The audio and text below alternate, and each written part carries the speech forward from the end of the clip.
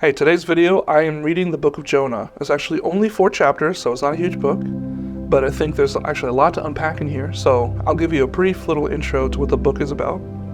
I'll read the actual full Book of Jonah, and then I'll have a little brief discussion afterwards. So, grab the Bible translation of your choosing.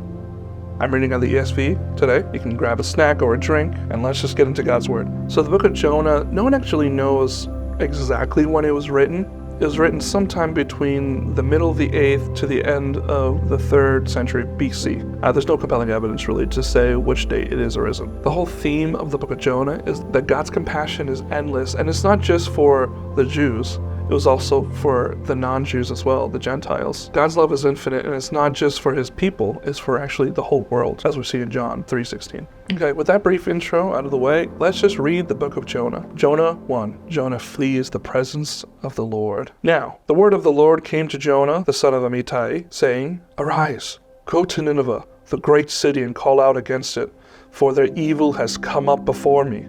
But Jonah rose to flee to Tarshish from the presence of the Lord. He went down to Joppa and found a ship going to Tarshish.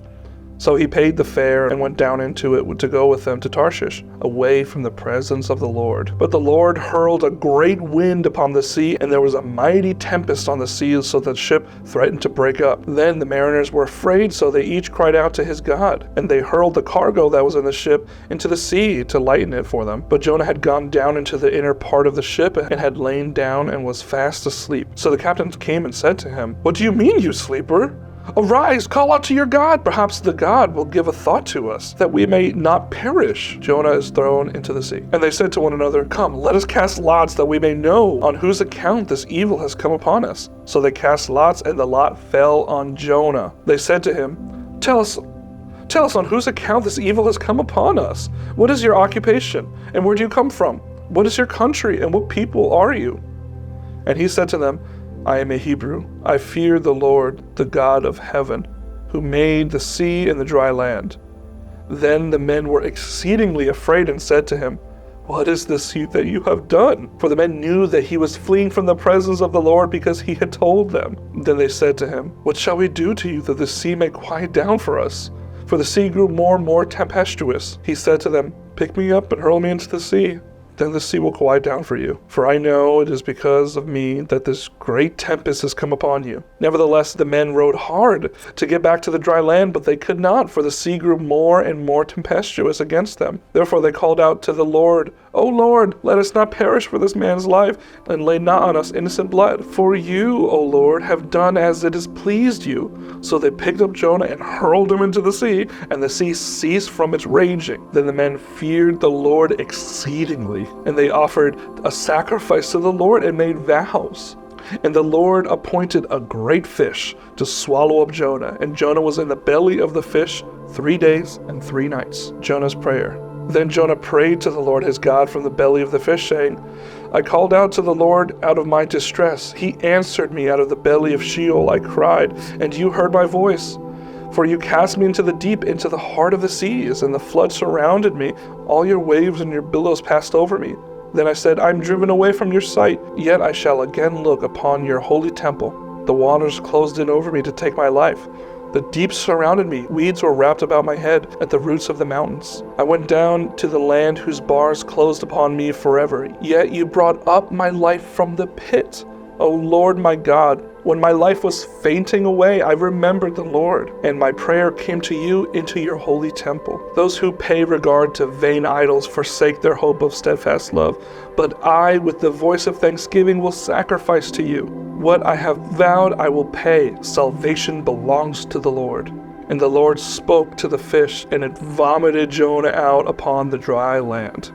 Jonah goes to Nineveh. Then the word of the Lord came to Jonah the second time, saying, "Arise, go to Nineveh, the great city, and call out against it the message that I tell you." So Jonah arose and went to Nineveh according to the word of the Lord. Now, Nineveh was an exceedingly great city, 3 days' journey in breadth. Jonah began to go into the city, going a day's journey. And he called out, "Yet 40 days, and Nineveh shall be overthrown." And the people of Nineveh believed God. They called for a fast and put on sackcloth, from the greatest of them to the least of them. The people of Nineveh repent. The word reached the king of Nineveh, and he arose from his throne, removed his robe, covered himself with sackcloth, and sat in ashes. And he issued a proclamation and published it through Nineveh.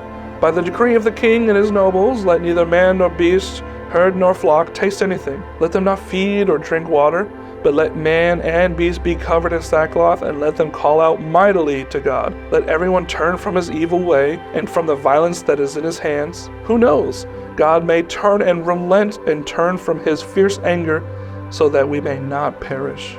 When God saw what they did, how they turned from their evil, God relented of the disaster that he said he would do to them, and he did not do it.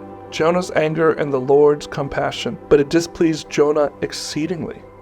And he was angry, and he prayed to the Lord and said, "O Lord, is not this what I said when I was yet in my country? That is why I made haste to flee to Tarshish. For I knew that you are a gracious God, merciful and slow to anger, abounding in steadfast love, and relenting from disaster. Therefore now, O Lord, please take my life, for it is better for me to die than to live." And the Lord said, "Do you do well to be angry?" Jonah went out of the city and sat east of the city and made a booth for himself there. He sat under it in the shade, till he should see what would become of the city. Now the Lord God appointed a plant, made it come up over Jonah, that it might be a shade over his head, to save him from discomfort.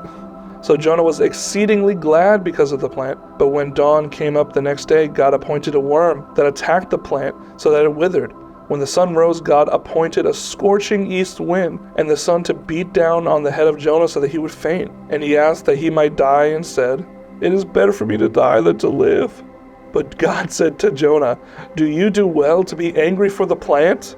And he said, "Yes, I do well to be angry enough to die." And the Lord said, "You pity the plant for which you did not labor, nor did you make it grow, which came into being in a night and perished in the night. And should not I pity Nineveh, the great city in which there are more than 120,000 persons who do not know their right hand from their left hand, and also much cattle?" And that's the book of Jonah. 4 chapters. It's very interesting. Obviously, people really only know it because of Jonah and the whale, of course, or great fish. But it is a very, very interesting book. It covers mostly the theme of God's compassion for those who were lost in sin. You know, these were not God's appointed people. They were not his called people. They were a giant city of pagans in Assyria. They were Assyrians. But God still had compassion for them. And that when God sent his own messenger, his own mouthpiece, prophet, to speak on behalf of him, that they would perish, they repented. And God is merciful to those who repent. We can see in this whole book, everyone except for God's prophet was humble before him. We see in the beginning, when God told Jonah to go to Nineveh, you see he goes onto the boat, and the sailors, they repented and believed in God. They were mystified by God and his presence and how great and mighty that he was. Yet Jonah wasn't. And the whole city of Nineveh, over 120,000 people, had believed in God. They heard the message of God's wrath, and they repented. And they genuinely repented. And yet it was Jonah who, in his anger is what kept him from hearing and really seeing God in these moments. And yet even God had pity on Jonah. There's some thoughts here. I'll just briefly talk about God's will. I've heard it said from people that the book of Jonah shows how we don't really have free will. But I don't know how you can read that from the book of Jonah. At every step of the way, we see Jonah disobeying God, and God using physical things to interrupt Jonah every single time. We don't see that God miraculously changing his mind, where Jonah's like, "Oh, I need to go to Tarshish," and then God's like, "No, go to Nineveh." And he's like, "Must go to Nineveh." No, you see, he sent a giant fish. He sent a storm. He sent all these things to put Jonah right in Nineveh, repent. And then even as he did that, he knew that he was hoping. Jonah was hoping that God would still destroy that city. And and we see that even though Jonah was obedient, he was still dissatisfied in what God was doing. This doesn't prove that Jonah had no free will. I think actually, proves the opposite. God using physical things to push Jonah along the path he wanted him that God wanted him to go down. So that's just a little side note.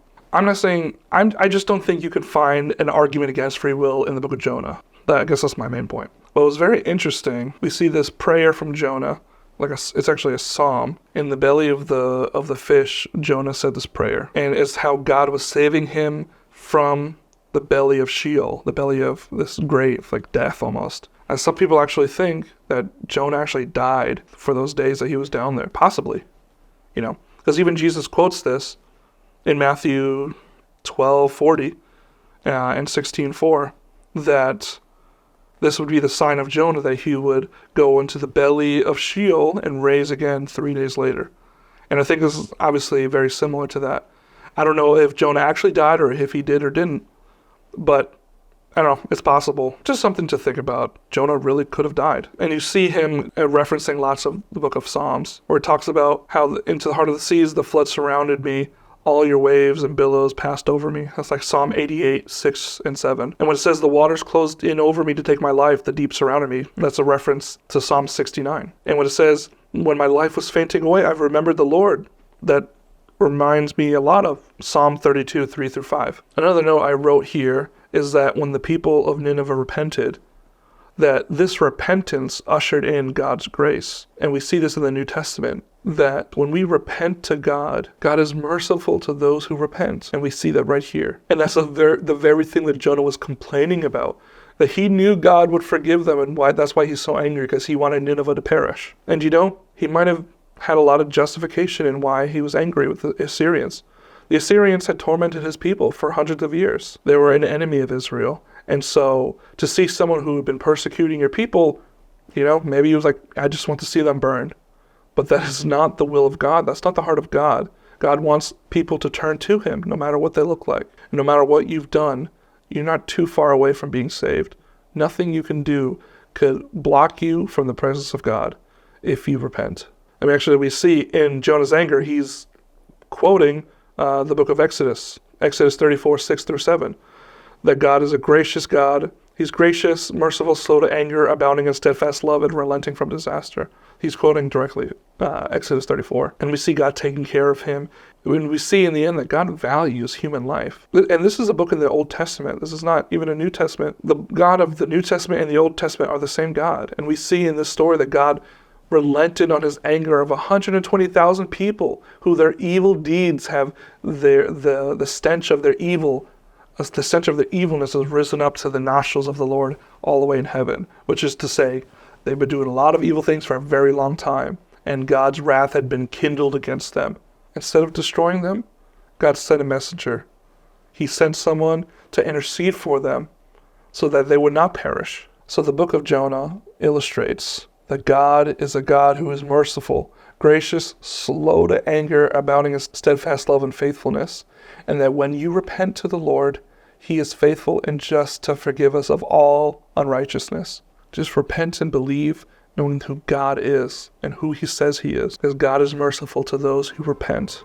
So repent and be saved in Jesus' name. So that's the book of Jonah. It's a very short book. What do you guys think of the book of Jonah?